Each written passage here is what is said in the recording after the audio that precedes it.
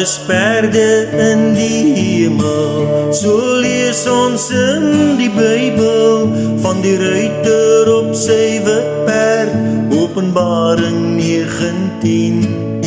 Elia is ook hemel toe, met 'n wa van vuur en perde, en wanneer Jesus terugkom, op 'n wit perd sal dit wees. Ja, wanneer Jesus terugkom, op 'n wit perd sal dit wees. En hoor jy die getruis, die getreun van donder weer, dis die ruiters op wit perde, saam met Jesus kom alweer.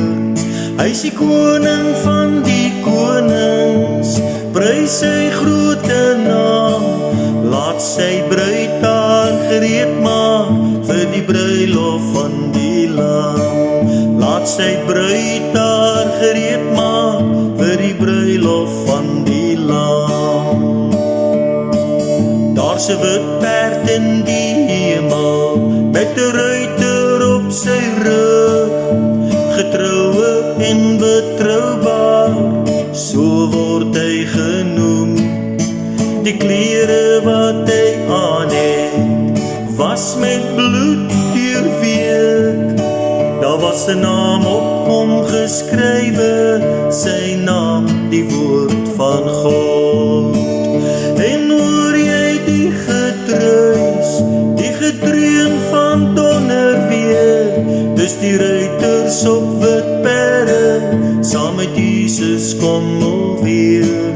Hy is die koning van die konings, prys sy groote naam, laat sy bruid haar gereed maak, vir die bruilof van die Lam. Laat sy bruid haar gereed maak, vir die bruilof van die Lam. Vreugde in die hemel, dis die bruilof van die Lam.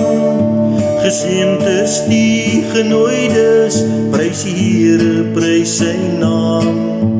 Vreugde in die hemel, dis die bruilof van die Lam.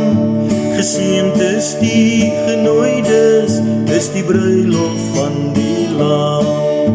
Geseënd is die genooides, dis die bruilof van die Lam. Prys die Here, prys sy naam. Prys die Here, prys sy naam.